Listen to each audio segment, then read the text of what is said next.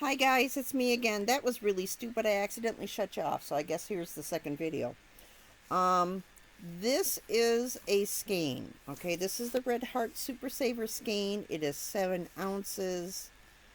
You can see this one has a different pattern. Alright. And if I were going to ball this whole thing up, I would take this pattern off and look at it and see. I'll save this pattern. But as you could tell, they're very light. I really suggest you go to the Red Heart site and you download the pattern. Or scan this in or something. I tend to save these. I have some of these from my mother from the 60s and the 70s. In the 80s. I think I have some from the 80s too. Okay, so let's take a look at the outside of the label as long as I have it here. Okay, this is the jumbo row. Oh, this is a jumbo. Okay, so this is 14 ounces. That's why. Okay, this is twice as big as my normal skeins. Let's see. Here's my skein of black. Well, actually, this is my black skein, what's left of my black. This was 7 ounces of black. I think I've got this upside down. Of course I do. I would have to, because this is me. Okay. So, and the 7 ounce skeins are about twice as big as the, this isn't even marked as a as a Red Heart, but this is Red Heart yarn. I know it is. Okay, and look, no pattern. I bet this was the Walmart brand of Red Heart yarn back when they had a thing going on. Yes, Walmart romanced Red Heart for the longest time. Okay, so there's your knit and crochet gauge.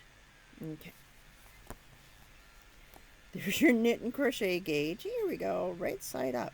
All right, and you can see that this is 7 ounces. Your normal skein of solid color yarn used to be 4 ounces. Now I think it's like 3.5.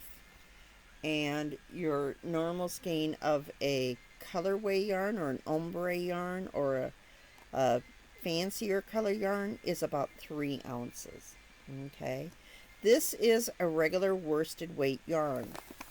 This is the jumbo super saver yarn, so it is twice that. So this is 14 ounces. All right. On here, you can see you get this. Let's see if I can't find the gauge information. Let me pull this up. See, my problem right now is the fact that my camera, I have not figured out how to get this silly camera to focus. So, okay, so you can see that the weight of the skein is a 4. Hopefully you guys can read this properly. Then it gives you your crochet knitting needle. It suggests an eye. And an eye will give you, for a 10 centimeter by a 10 centimeter or a 4 inch by 4 inch square, all right, it will give you 12 single crochets, all right, and 15 rows.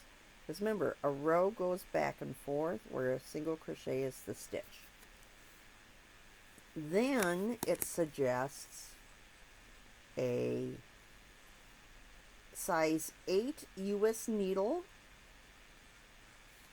for the same 10 centimeters by 4 inches. 10 centimeters by 4 inches. All right, and that should give you 17 stitches.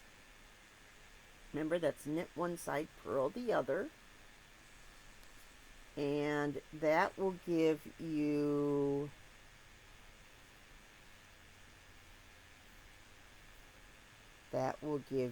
23 rows. All right. Now you'll notice that a crochet stitch, a single crochet stitch, is more square than a knit stitch. Very important when you're trying to figure out your own patterns. Okay. Then they give you care instructions. I can never figure these things out. This is wash, so you can wash it. You can dry it. They do not iron it because this is acrylic. It will melt. And I think that means no bleach. I'm not sure. And if you don't know what the symbols mean, it says right down here. Machine, wash, and dry. See reverse label for all the care instructions. And then that's written in both French and Spanish. I'm betting it's written in French, Spanish, and probably German. Okay. It tells you what it's made of. Okay. I'm not sure what this is. Ecotech. I'm not sure. I'm not sure. All right. But those are all important things.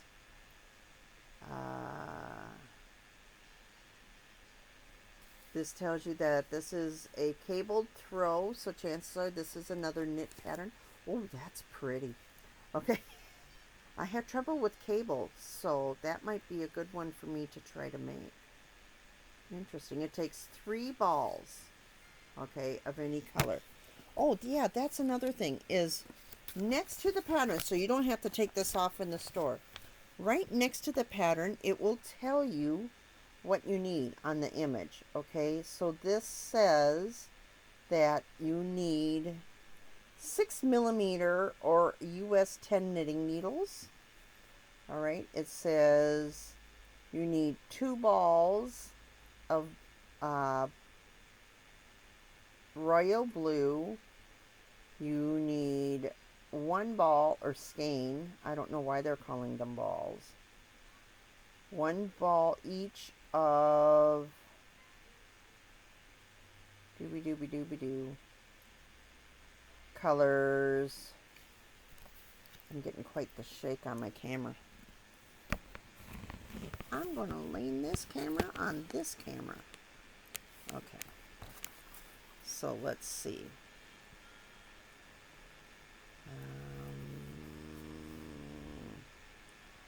You're going to need,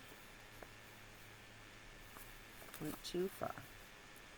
You're going to need 1 ball each of spring green, perfect pink, and turquoise to make this particular pattern. But you can see that it's listed. Well, actually, you probably could if I put it in the screen. You can see what's needed right here listed next to the image. That way you don't have to take these off in the store anymore. It was more than one time my mom would have to take the label apart in the store to find out what she needed to make the pattern. So I like that. I like the fact that they put it right next to the pattern. Okay, so it's right here next to the pattern. They tell you how many skeins you need for the size yarn that you're buying. Okay, so for this one, I need 3 balls of this size. All right, for the Jumbo Super Saver. So that means that for this one, if I were doing this particular Afghan, I can see that it says I need 3 skeins of the blue.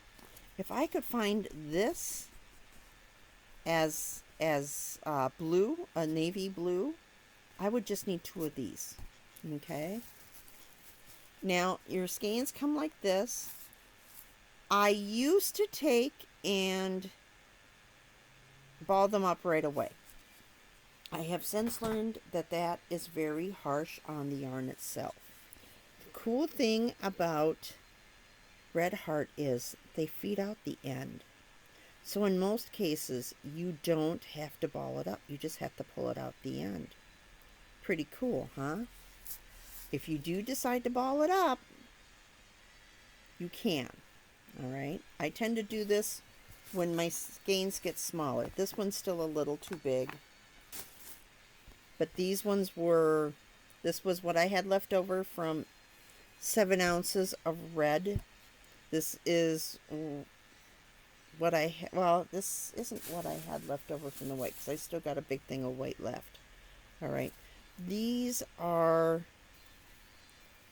oh no, I take that back. This is what I have left over from white, from the white. Okay.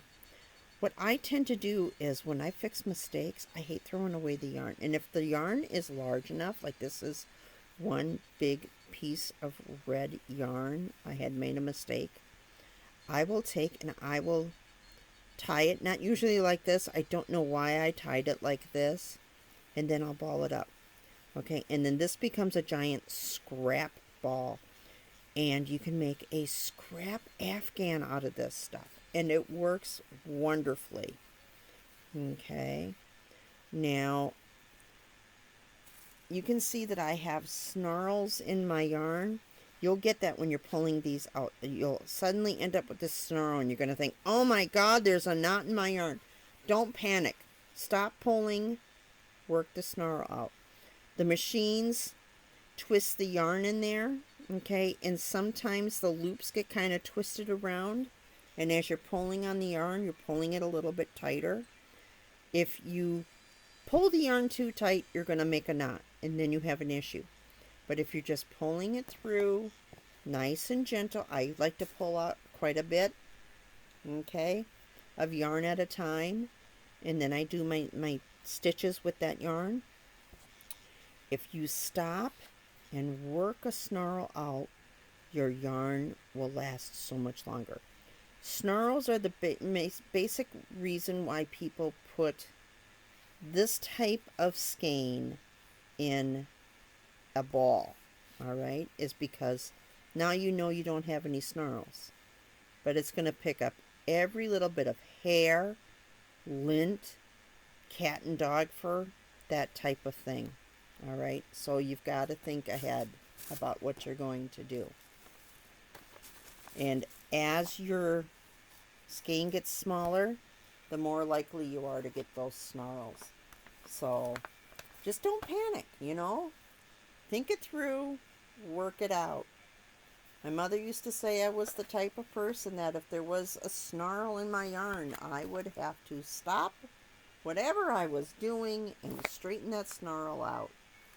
That's just the kind of person that I was. So whenever she ran into a snarl in her yarn, she'd give it to me to have to work it out.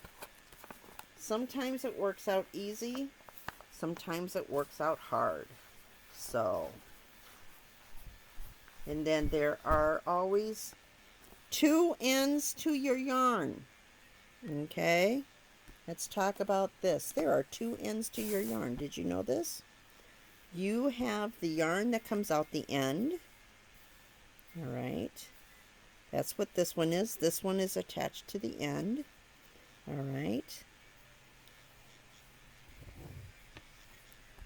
This one is attached to this end. This one wraps around the outside. Okay. This one, you're less likely to get tangles on because you're taking it out from the outside. If you're going to do that, I suggest getting some sort of a spindle to put this on, because otherwise it's going to be rolling all over the place. You can certainly do that. It's going to mean having to take the band off. All right. If you do it this way, you can leave the band on, but you're going to run into snarls. I'm just saying.